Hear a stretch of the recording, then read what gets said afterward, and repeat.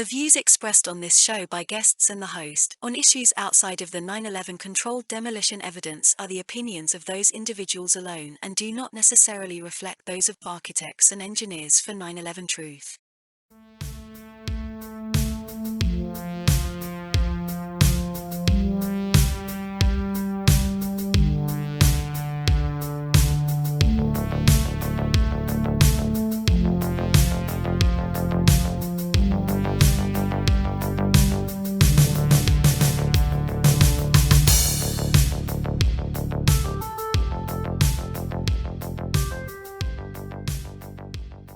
Welcome to 9/11 Freefall. I'm the host, Andy Steele, and we have new developments regarding the ethics complaint that has been submitted to the ASCE. And so we're going to bring on Ted Walter. Ted is the Director of Strategy and Development here at AE 9/11 Truth.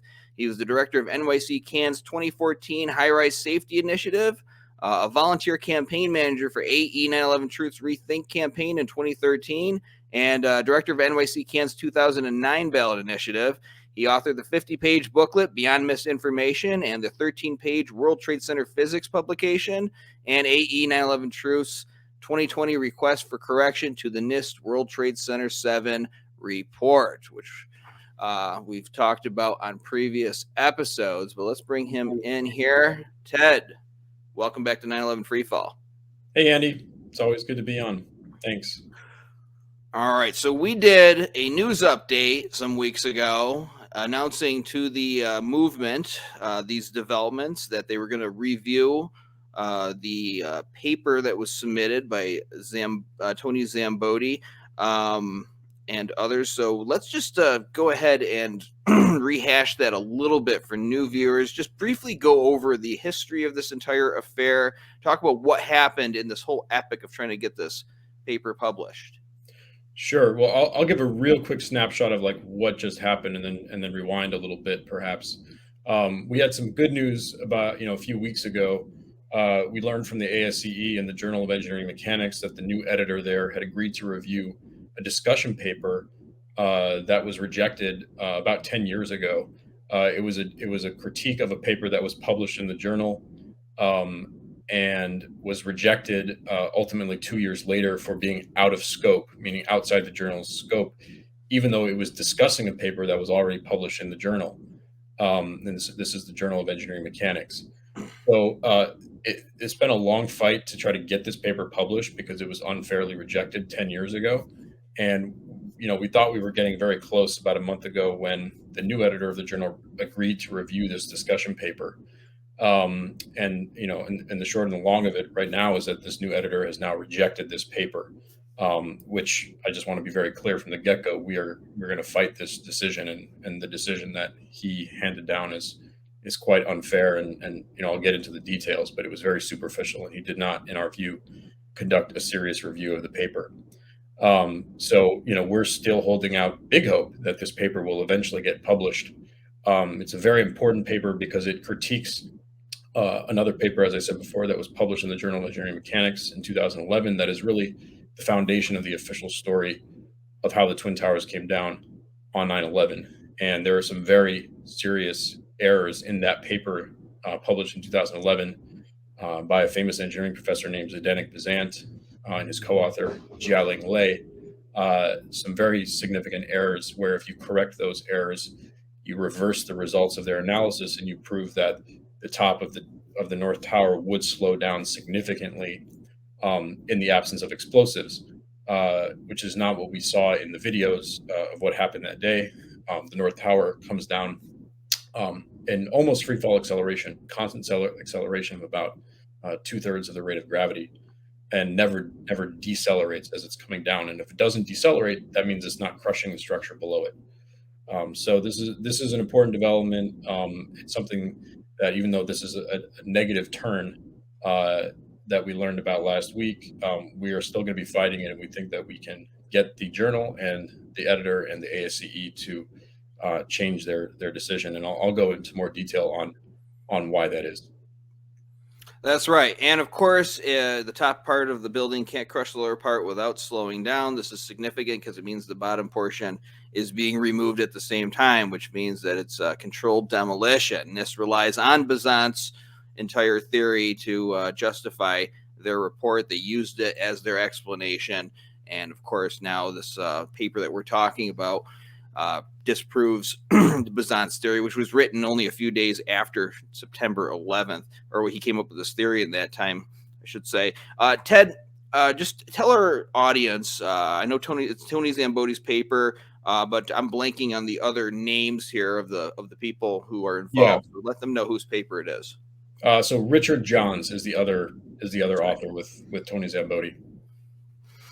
All right, so let's talk about the reasons why they initially rejected this paper. They said that it was out of scope. Why is that erroneous?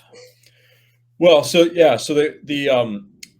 the original paper by Bažant and Lay was published in January of 2011. The deadline to submit discussions critiquing that paper was the end of May of 2011. So Tony and Richard submitted their paper at the end of May of 2011. It took a full year for the journal to review their paper. Another paper that was submitted on the same day in 2011, it took something like 70 days for the journal to review and accept that paper. And in our view, that paper was actually much flimsier than Tony and Richard's paper. Not that their paper is flimsy at all, but this other paper is quite flimsy, and yet the journal accepted it in something like 70 days back in the summer of 2011. Tony and Richard had to wait a full year to get a decision on their paper, and it was rejected initially in May of 2012 on technical grounds, on the basis of one reviewer's comments. And when Tony and Richard reviewed those comments, they saw that those comments were incredibly weak and specious, and they submitted a rebuttal. The journal reviewed the rebuttal, and within a couple of weeks, sent Tony and Richard an invitation to submit a revised manuscript along with the rebuttal, saying that the editor would review their revised manuscript and publish it if, the changes were made to the revised manuscript that addressed the rebuttals, the comments of the reviewer. So they submitted that in June of 2012, and they thought that it would be a quick turnaround at that point because it was full review by editor only. And they ended up waiting another 14 months for the journal to issue a decision on their revised manuscript. And it took a lot. There was a lot of back and forth with the ASCE and with the journal and the journal staff at ASCE. And when they were not getting any movement or responses from the journal, they finally emailed the journal, the editors. Then a new editor came on in that time. So there was a period where there were two editors, two chief editors of the journal. The new editor responded to Tony and Richard and was like, okay, let me look into this. This is strange that this paper has been sitting here for all this time. And it seemed like he was going to actually take a look at the paper, realize there were no major issues with it, and probably publish it.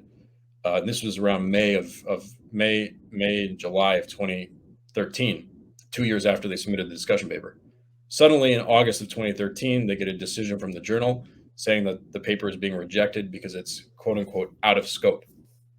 Now, the idea that you can reject a discussion paper which is critiquing another paper that's already in the journal when that discussion paper was submitted on time and is raising serious issues about the original paper is totally ridiculous and unfair and unethical. And it's actually, contrary, if you look at the procedures of the ASCE journals, it's contrary to like all their procedures. The only way that you can reject any paper as out of scope actually is when it's initially submitted. Like the editor looks at it and says, oh, this is outside of our scope, right? This is not really what our journal focuses on. That makes sense. But the idea that this paper that had been in waiting and in review for 2 years and had already been critiqued by one reviewer would then suddenly be rejected as out of scope is unfair and just is pretty clearly shows you that the editors at the journal just did not want to publish this critique of Zdeněk Bažant's analysis.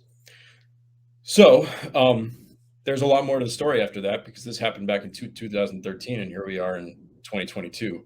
But I'll tell the story as we go.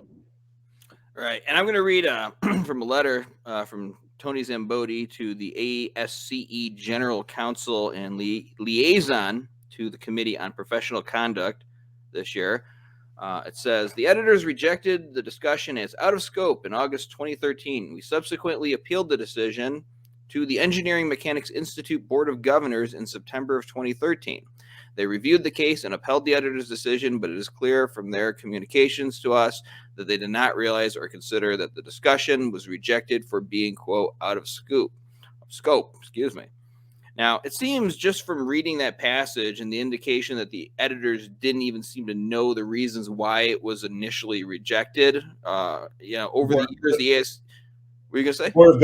The Board of Governors of the Engineering Mechanics Institute. Okay, Board of Governors. So they didn't know why it was even initially rejected. And over the years, the ASCE's first priority has been to make sure that the paper gets rejected. This is my editorializing here. But it seems like their first priority is make sure it gets rejected, and we'll come up with a reason later.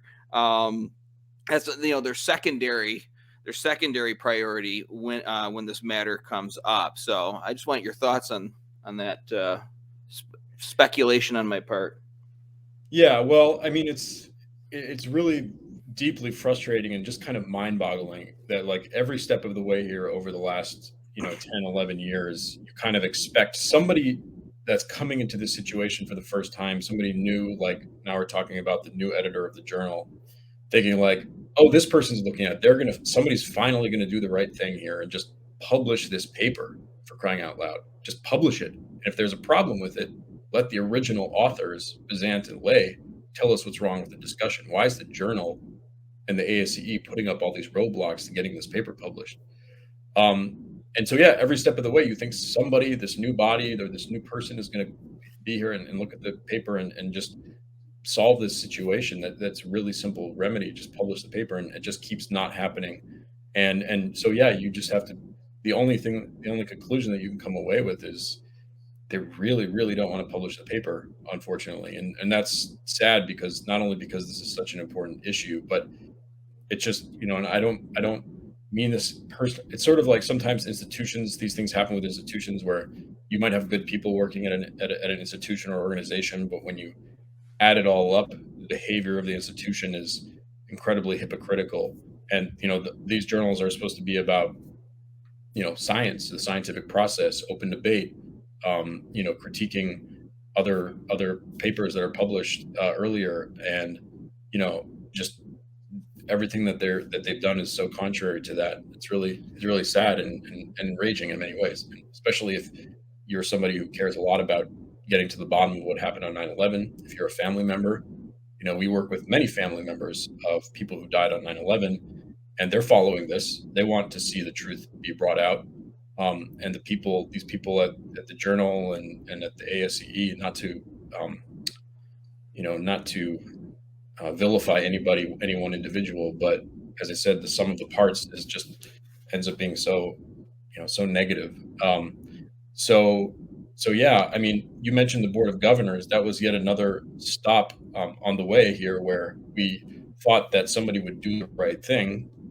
The Board of Governors would look at the situation, realize that this paper shouldn't be rejected as out of scope because it's critiquing a paper that's already in the journal. And it became clear after the review, like, first of all, there was no transparency. We have no idea. Tony and Richard have no idea what materials were provided to the Board of Governors. And then no ability to state their case to the Board of Governors. There's just a review. And actually at the time, one of the two editors was on the Board of Governors, and he was the president-elect of the board of the Engineering Mechanics Institute. So like there's, that's a real conflict of interest right there. And then, once they get the letters from the Board of Governors and from the ASCE journal staff communicating the decision, it's clear that the Board of Governors weren't actually given the basic facts about why the paper was rejected the second time around, the fact that it was out of scope. The president of the EMI, the Engineering Mechanics Institute, said something like, your paper may very well be within the scope of the journal. We don't know that. This was the result of a peer review process, and so we have to respect the results. But it's like, it wasn't really a peer review process that ended up getting this paper rejected. It was the journal, it was the editors saying, we think this paper is out of scope. So yeah, I get it. Secondary is coming up with a reason. The primary objective is to reject this. And no, this is not about vilifying anybody, and I'm not mentioning any names here at the ASCE. We want the process to work, but if you want to have this position of prominence here in the engineering community, then you have to be fair, you have to be honest, you have to be inclusive, and you have to actually give a real justification when it comes to an issue like this. And it's not important just to engineers, it's not just a scientific issue. I mean, 3,000 people died on that day. A large number of them died in those towers. This whole issue is a question of how they died. And of course, it opens up a bigger box here regarding the 9/11 attacks, but we need to have some kind of understanding, some kind of consensus on why those towers came down. And we're not backing down on this. We've got the evidence, and we've disproven the prevailing theory that's been cast in stone in officialdom, and they do not want to touch this. Now, in 2019, they claimed that this is not an ethics issue. Why is that false? Right. So in September of 2018, Tony and Richard, together with 10 ASCE members who are affiliated with AE 9/11 Truth, submitted an ethics complaint. That was the avenue of recourse that we finally identified that made sense, where we had a chance of actually holding the editors accountable and trying to get this paper published. And so again, we submitted this ethics complaint. You're thinking, hey, this body, the Committee on Professional Conduct of the ASCE, is going to do the right thing. They're going to look at this and say, geez, these guys were really wronged here back in 2013. So we wait again for a whole year, and a year later, the ASCE Committee on Professional Conduct comes back to us and says that the committee believes that this is not an ethics issue, and that's because the editors of journals at ASCE journals should have wide latitude to determine the scope of their journals, and so they were not going to lend ethical scrutiny, let's say, to an editor's decision not to publish a paper for being out of scope, unless you had some proof that there was a conflict of interest or something like that involved. So we took issue with this on two levels. First of all, we said, well, it is an ethical issue. Like, editors, their editors do have ethical obligations. If you read the documents that govern how ASCE journals are supposed to operate, they do have ethical obligations. And there's an organization, which we'll get into, called the Committee on Publication Ethics, right? Publication ethics. There's all sorts of ethics related to publishing, and academic publishing. And so to say that that the journals don't have that this is not an ethical issue, and specifically, there's a requirement. One of the tenets of the Committee on Publication Ethics is that journals have to allow for discussion post publication. That's like literally that's one of their general practices. The paper is published, the journal has to allow other researchers, other academics to just comment on the paper that's published, and that's exactly what's being violated in this case. So just on its face, that's wrong, and we think that it is an ethical issue. But beyond that, they said unless there's a conflict of interest. Well, it just so happens that one of the two editors of the journal was a colleague and was co-authoring papers with one of the two authors of the original paper, Jia-Ling Lei. So the editor of the journal, Roberto Ballerini, was a colleague who actually hired Jia-Ling Lei at the University of Minnesota to be on their staff, their faculty. They were coworkers, and they were publishing papers together at the same time that Ballerini reviewed Tony and John's paper critiquing his colleague's earlier paper. So right there, we actually did have a conflict of interest. Now, we did not raise that in the original ethics complaint. We thought that the facts would speak for themselves and that we didn't need to speculate on people's motives, right? But the ASCE basically said, if you could prove there's conflict of interest, then there's an issue here. So we did that. We submitted a new document in October of 2019, showing that there was conflicts of interest. The other conflict of interest is that the other journal editor, Casper Willem, worked on the NIST investigation. right? And the NIST investigation and the Bažant analysis go hand in hand, right? And Casper Willem has a very vested interest in supporting the official story and supporting Bažant's analysis, because he was paid by NIST to review the NIST report. So for Casper Willem, you have a technical conflict of interest regarding a bias towards one side of this issue or another. And then with Ballerini, you have a personal, professional relationship with one of the authors of the original paper. So there were conflicts of interest. So, I mean, the story goes on from there. We submitted that document showing that there were conflicts of interest on the part of both editors.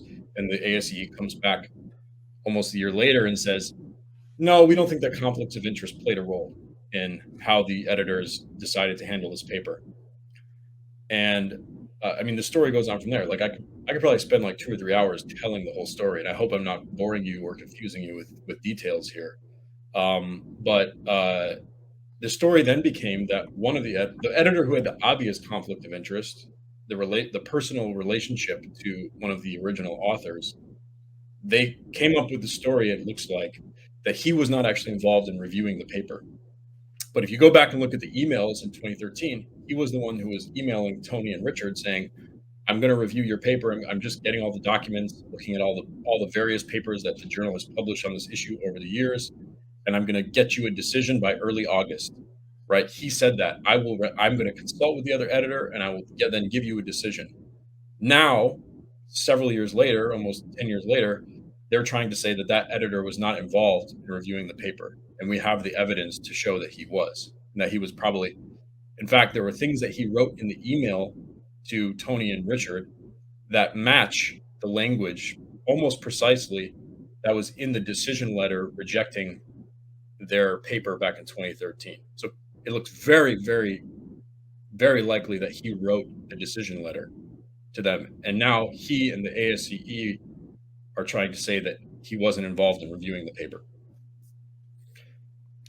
Well, don't worry about boring people with the details, because that's what the show is all about. We're not a typical 9/11 truth show. I'm not interested in being sensational. I want to get it on the record so people in the future get this video and they can write the books on it and hopefully put it in the history books. How much work people like you had to do to get some kind of ground on this issue, which should be completely obvious. And, if we had those kinds of conflicts of interest somehow mixed up in what we do, with any kind of success we had, you better believe the other side would be jumping all over it, making a big screaming fit. The media, if it got to a level where they had to get involved, would be making probably more of it. I mean, if you just shopped at the same Walmart as somebody who was involved in judging, they would probably make an issue out of it. And I know that when you have conflicts of interest in court, the judges have to recuse themselves and step down.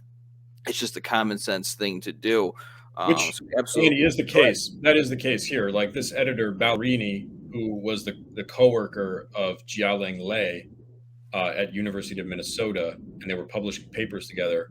As soon as this came across his desk in 2013, he should have recused himself right away. Like the idea that he read the original paper and he knew right from the get-go that his colleague was one of the original authors, he should have said right away, I'm sorry, I can't review this. As my colleague, the guy that I'm publishing papers with right now, is one of the authors.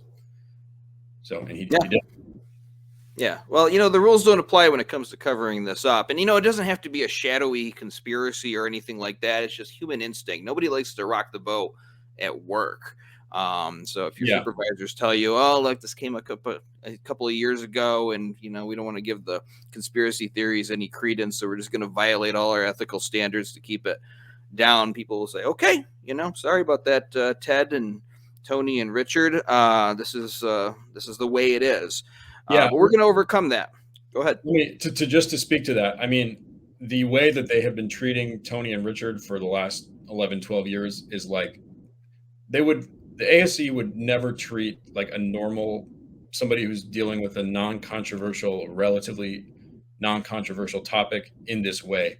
Like, I mean, the way my interpretation of that, I don't know these people, I don't, hang out with them, but my interpretation, and I think Richard's and Tony's, is like, we get different treatment because we are seen as conspiracy theorists, and the rules basically don't have to apply to us. Like, it goes out the wind. The way that you should be treating authors, people that are taking the time to actually submit material to be published in your journals, like you should be treating them with respect and dignity. And yeah, it's basically that simple. It's like, Richard and Tony have not been treated with dignity. Yeah, they're just hoping that they go away because they are the heathens that are saying that the sun or that the earth revolves around the sun. Of course, this is the modern day equivalent, saying the top part of a building can't crush the lower part without slowing down. I think they're going to be proven right in history, future history, but we want that now. We don't want to wait for that. I'm going to read another passage from Tony's letter to them. Still aiming to reach a resolution without a disciplinary proceeding, we propose submitting the case for review by the Committee on Publication Ethics. That's COPE, an outside nonprofit organization of which ASCE and the journal are members. ASCE agreed to this review, which COPE then conducted from October 2020 and April 2021. However, the outcome of COPE's review was materially affected by false statements that Dr. Ballerini and ASCE's Dana Compton made to COPE during the course of the review, in which they alleged that Dr. Ballerini was not involved in rendering the final decision and that the revised manuscript was rejected on technical grounds rather than for being, quote, out of scope. Later on in the letter, it says, today we have submitted an amendment to our original ethics complaint, adding a count alleging that Dr. Ballerini additionally violated the ASCE Code of Ethics by making false statements to COPE, that's COPE, thereby obstructing a proper review of the case. So how much of a red flag should it be that the ASCE can't even keep its story straight or changes it depending on the circumstances that it finds itself in?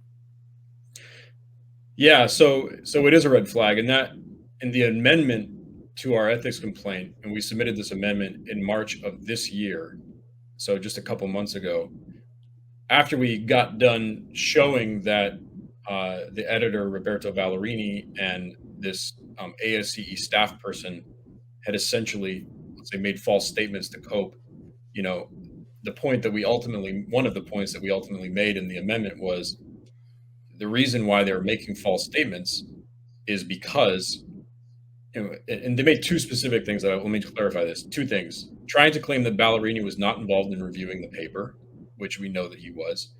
And they even went as far as trying to claim that the paper was not rejected for being out of scope. It was actually rejected the second time around on technical grounds.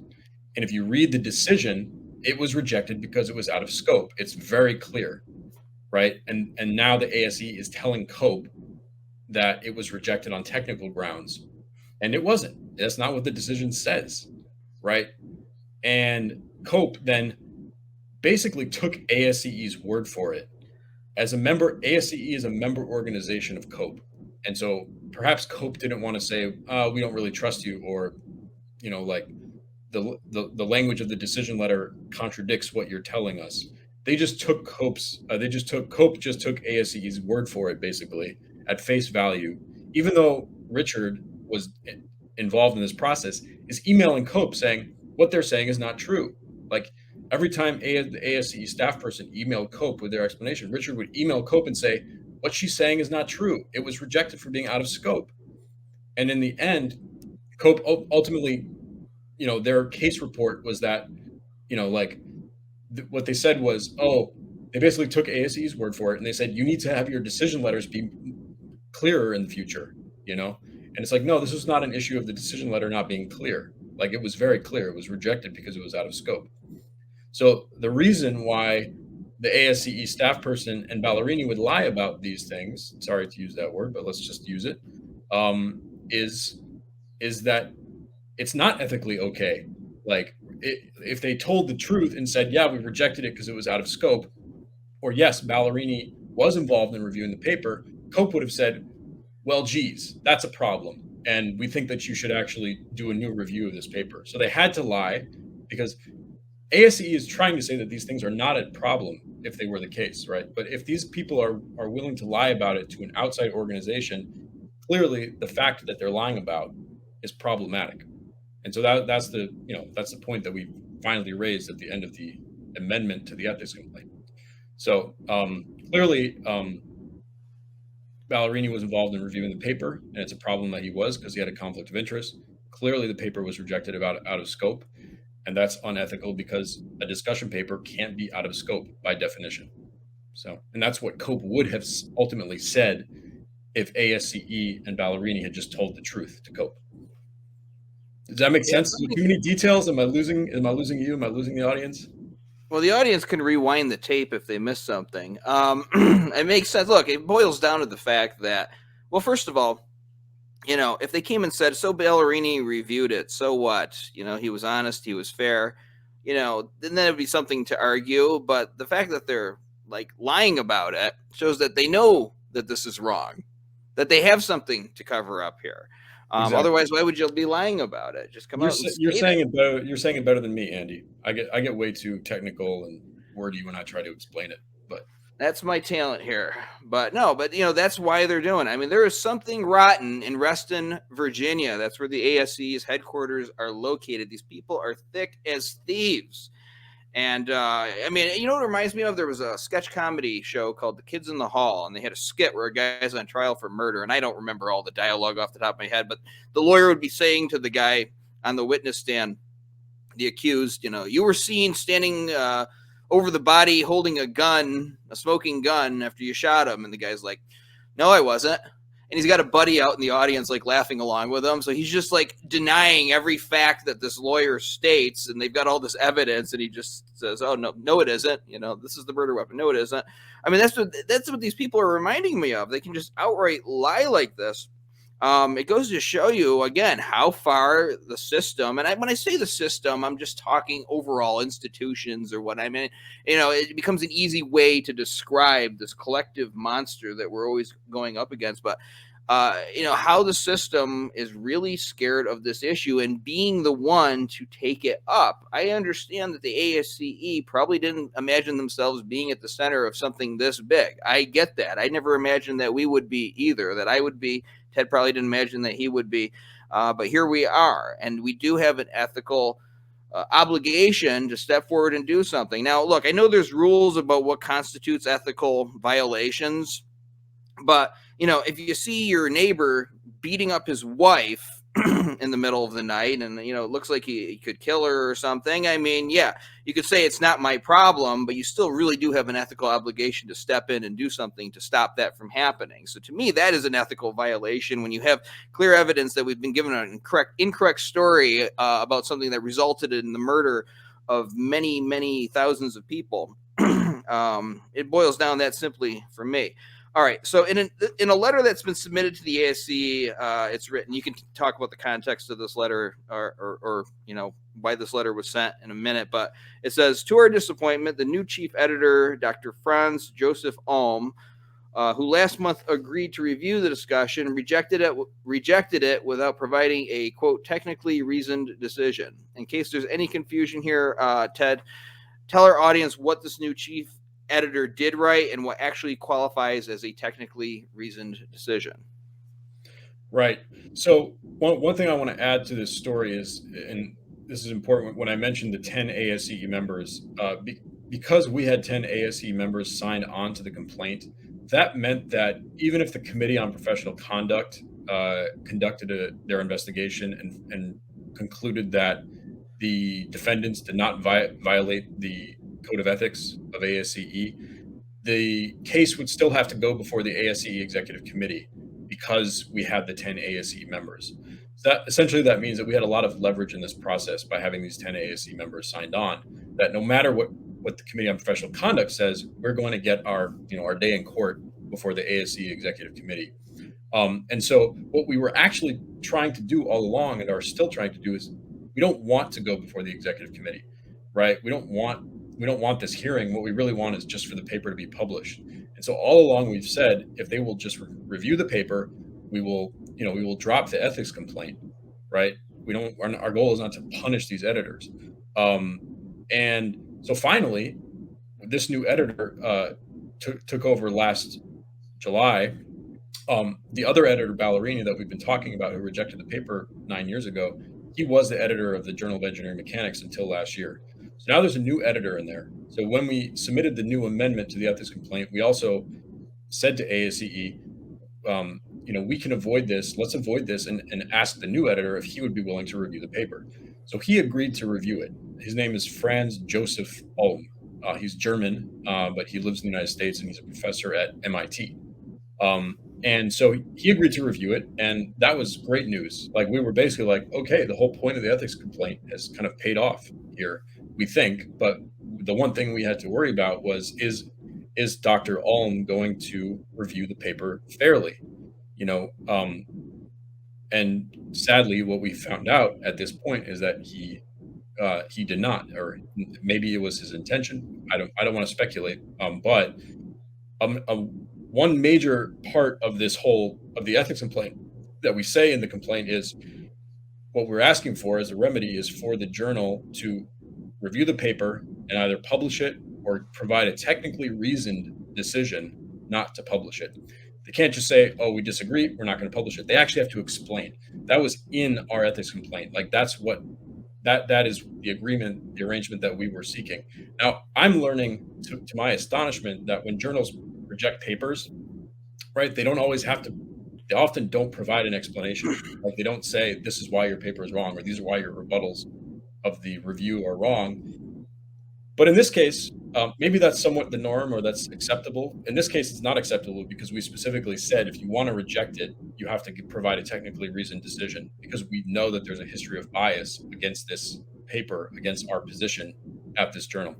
So he reviewed it, and last week, Tony and Richard received the decision letter from the journal rejecting the paper, which we thought there was a decent chance that it would be accepted. There's really technically no reason not to accept it. He rejected it allegedly on technical grounds, but he didn't provide any reasoning. He just said, I agree with the reviewer's comments, the reviewer back from 2012. And he didn't say why he agreed with the reviewer's comments, or why he disagreed with Richard and Tony's rebuttals of the reviewer's comments. He also said, to my understanding, there hasn't been any important changes to the paper, so the reviewer's comments still stand. Actually, Richard and Tony made many significant changes to the paper, so he's wrong about that.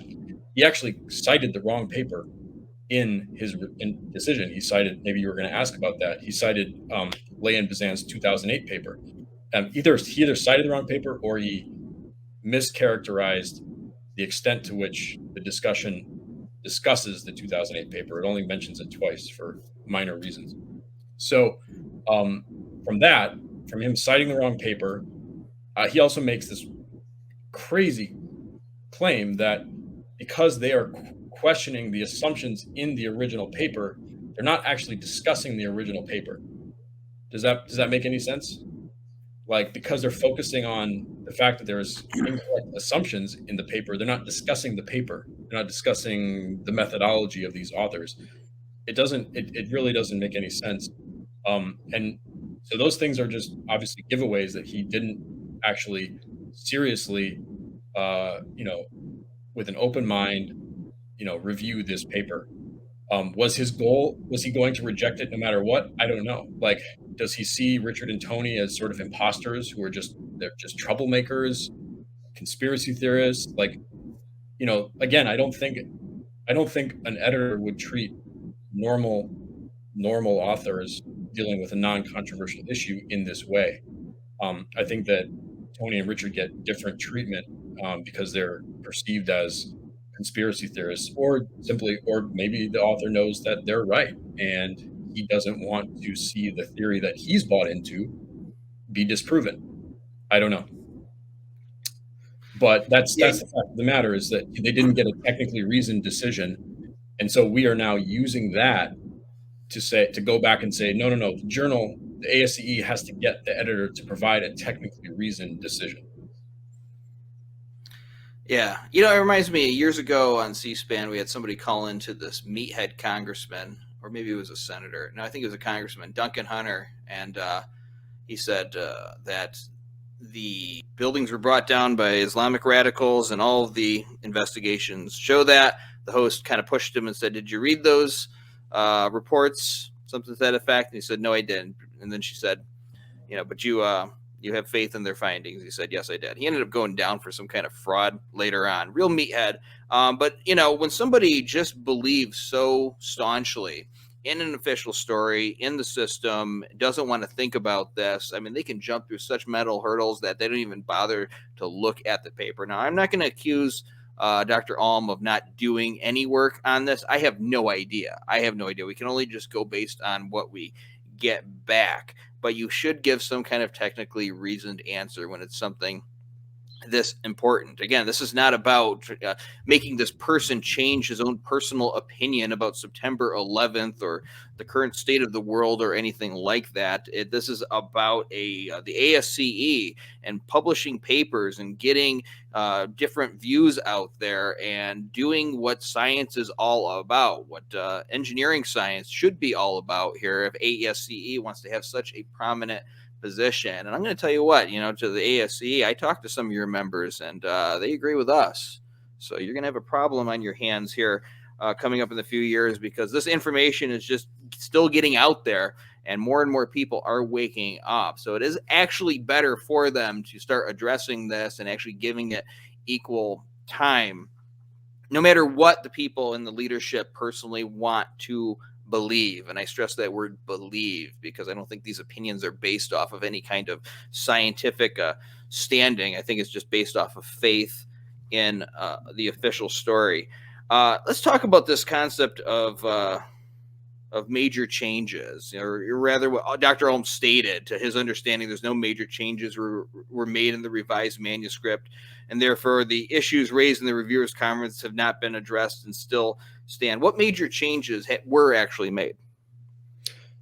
Right. So there were Tony and Richard are the experts in their paper. It's a highly technical, complex field and complex set of formulas that I do not understand.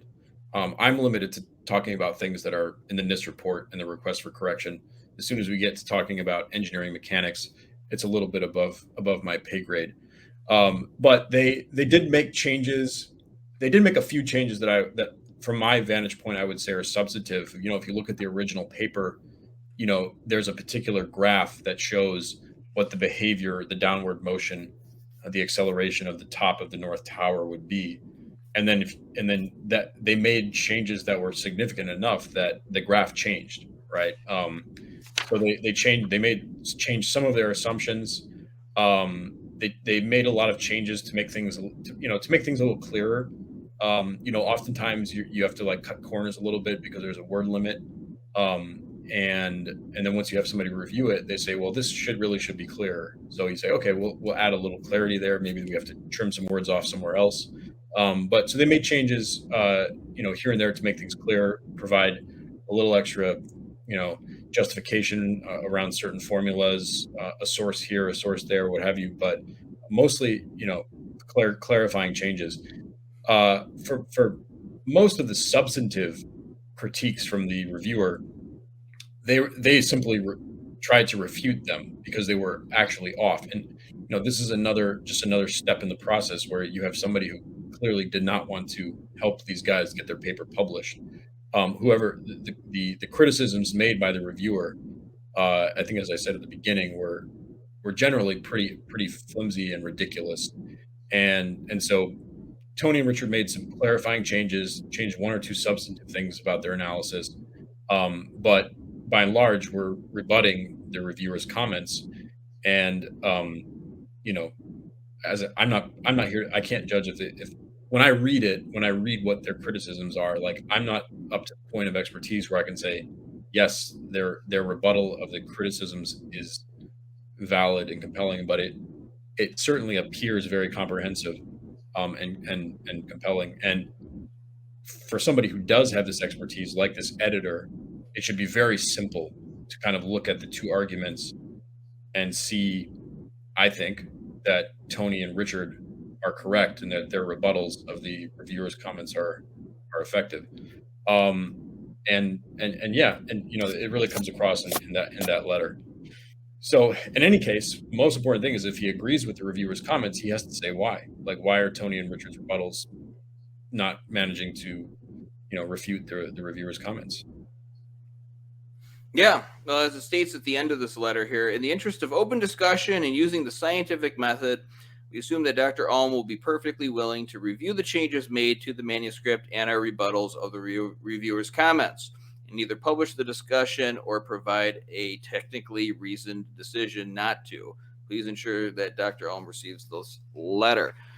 And that's what it's all about. Again, if you want to be this scientific institution taken seriously, this professional institution representing engineers, then you have to make sense. You have to be inclusive, and you have to provide a reason for why you are rejecting it. Otherwise, it's just, you might as well be like Fox News or MSNBC. We're just going to put out our opinions and defend those to the death, and that's it. That's why nobody takes those things seriously anymore. That's why mainstream media is losing their viewership. That's why they're going down right now. We don't want our scientific institutions to be seen the same way. So, that's why we keep on doing this work. And actually, I'll spare my opinion until I get yours, Ted, here. I have a lot to say on this, but, I hear people say often, you're not going to get the system to reinvestigate itself. And, and I think a lot of us could see that this was going to happen just from having been in this movement for so long. We know the fights that we always have to fight in order to try to get any progress. Why is this so important? Why don't we just, throw up our hands and say, the ASCE is what it is. Let's move on to something else. Why do we need to get this paper published so badly?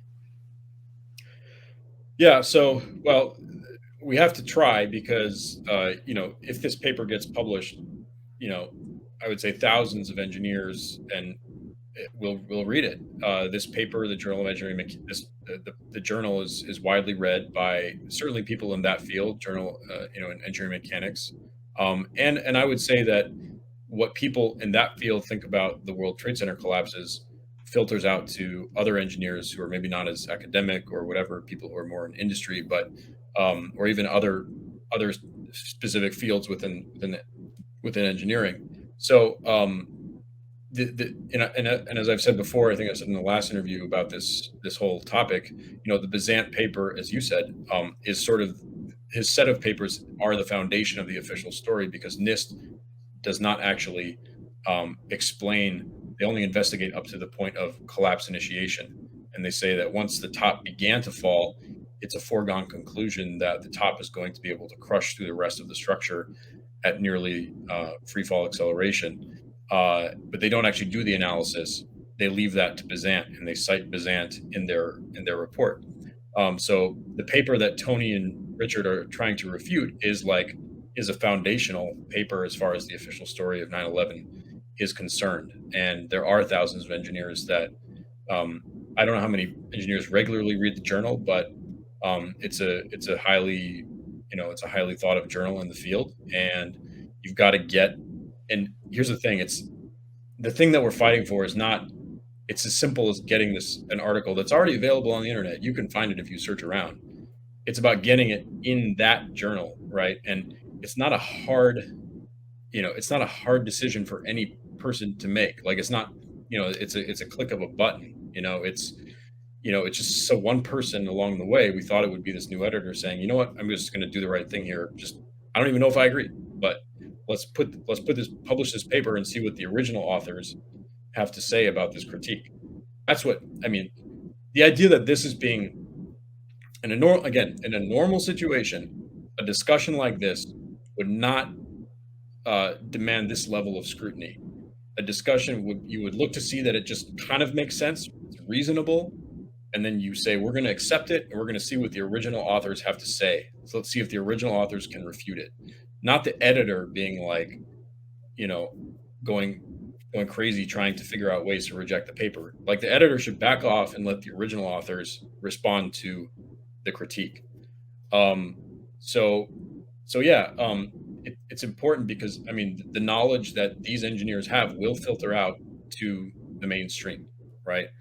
And it's an achievable goal because it's just not that hard. This paper should be published. It just takes one editor or one associate editor to just do the right thing and say, yeah, this is okay. If we fail, if the journal and the ASCE just keep refusing to do the right thing, at least we've done our due diligence and we have this saga of a story showing the extent of corruption that the ASCE will go to, apparently, and I'm not going to say any one individual, but as an organization will go to, to prevent the scientific process from happening, because the science shows that the towers came down due to explosives. And now we have this really sad story of the ASCE standing in the way of the scientific process and scientific debate.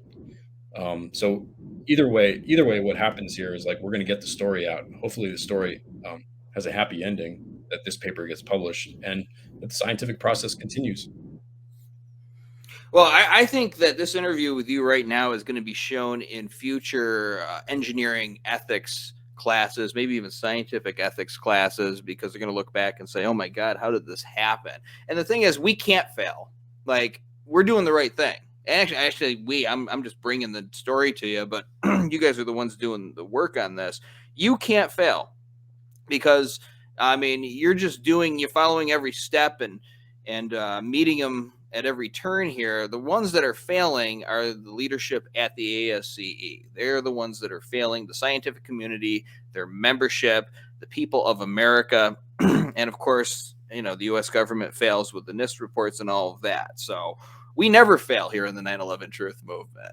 We basically meet every obstacle, and it takes a long time to make things happen. There were people trying to end slavery in this country for many decades. I'm not an expert on the history of it, but I know it took a very long time, and some of those people didn't see the results of their actions. They died before slavery was ended. So this is just how change happens. And, in answer to the people who say, oh, why do you go to these institutions that won't investigate themselves? They won't do anything. Well, look, if it was just a matter of convincing myself, I'd have packed up 10 years ago. I was convinced back then this was a controlled demolition on 9/11 that we saw in New York. All right, we have to use the institutions that we have. I'm not looking to bring down institutions or bring down America or anything like that. I actually want everything to thrive and America to do good, because I live here and so many other people I know live here.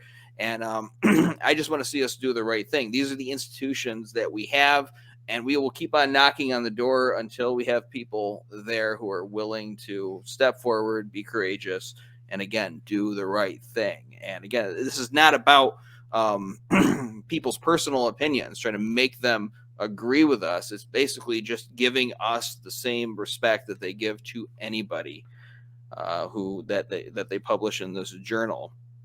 Ted, you may have touched upon this, but just summarize for our audience the next steps, what we can look forward to in this entire saga. Basically that's the question. Go ahead.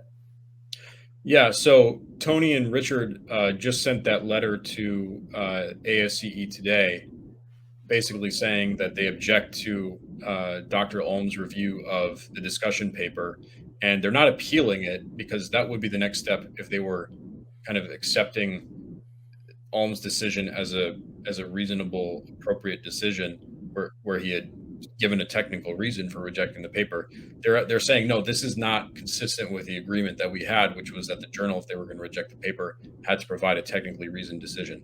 So they're basically asking ASCE, the journal staff at the ASCE, the Committee on Professional Conduct, to go back to Dr. Ulm and say, review the paper fairly. Give us, if you first of all, we actually made a lot of changes to the paper, contrary to what you said in your decision. And we're asking you to review those changes and seriously review our rebuttals of the reviewers' comments, and then either publish the paper or give us a technically reasoned decision not to. And so what we're going to wait and see now is, will the ASCE agree to even approach Dr. Ulm again? Will Dr. Ulm agree to review it again? We're very much in uncharted territory here in terms of what is this process supposed to look like? This is, I'm sure, uncharted territory for ASCE and for us, and we're just using the process that exists, like the points of leverage that we have, like the existing ethics complaint, to try to get Dr. Ulm to give a fair review to this discussion paper.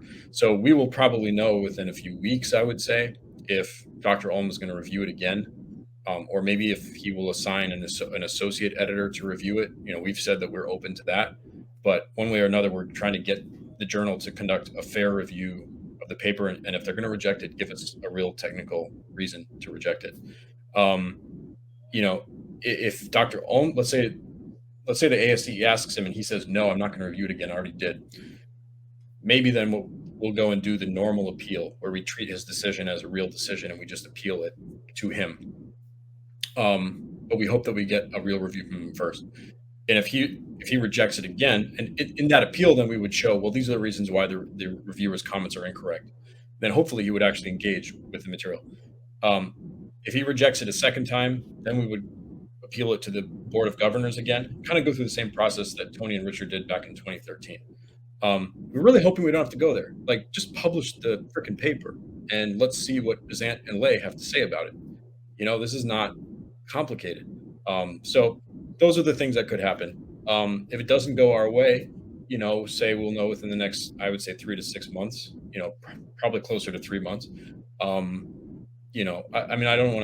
I can't say for sure what we'll do, but certainly we'll get the story out and we'll probably start releasing all the documents related to the whole ethics complaint so that people can see the extent to which, sadly, people at ASCE have gone to,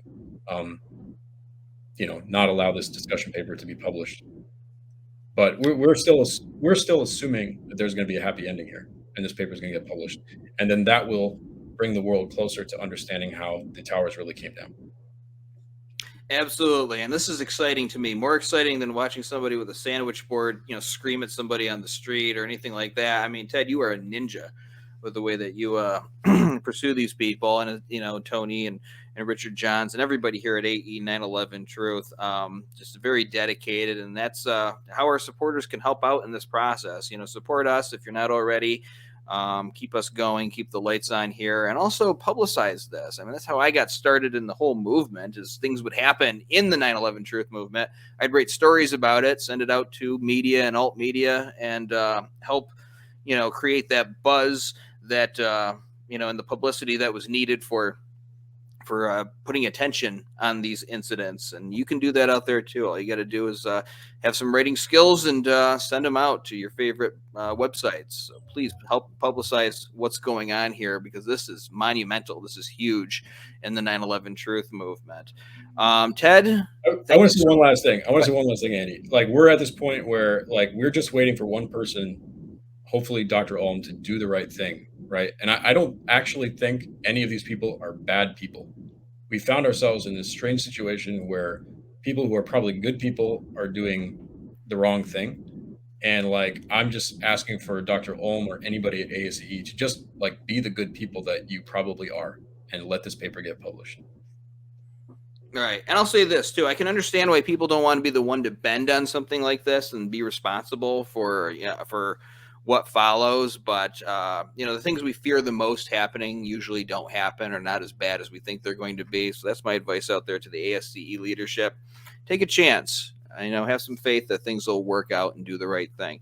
Ted, thank you so much. We are out of time, but we'll keep our audience updated. And thanks to the audience for watching 9/11 Freefall today. Thank you, Andy.